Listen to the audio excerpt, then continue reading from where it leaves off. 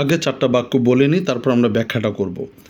এক, वो लड़की मेरी छात्रा है जो वहाँ खड़ी है।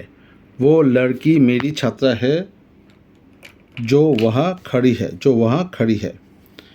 दुई, मुझे उस आदमी से मिलना है। मुझे उस आदमी से मिलना है जिसने ये आविष्कार किया है। मुझे उस आदमी से मिलना है जिसने ये आविष्कार किया है।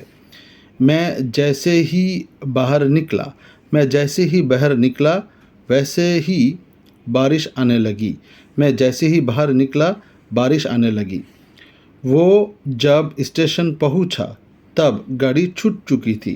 वो जब स्टेशन पहुंचा तब गाड़ी छूट चुकी थी। এখন আমাদের কিন্তু কনভারসেশন প্রায় প্রায় আমি এখানে আসছিলাম তো মানে ওই যে মেয়েটাকে দেখছো না, সে হচ্ছে সে আমার সে আমার ছাত্র বা সে আমার ছাত্রী আর কি। আমার ওই লোকটার সাথে দেখা করতে হবে যে এই যে আবিষ্কার করেছে।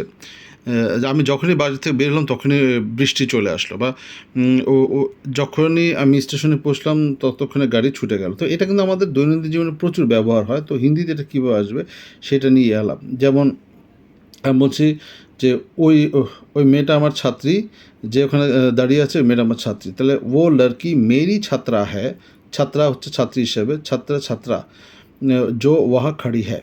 मुझे उस आदमी से मिलना है जिसने ये आविष्कार किया है। मैं जैसे ही बाहर निकला वैसे ही बारिश आने लगी।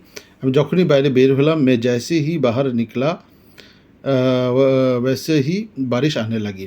वो जब स्टेशन पहुंचा तब गाड़ी छूट चुकी थी।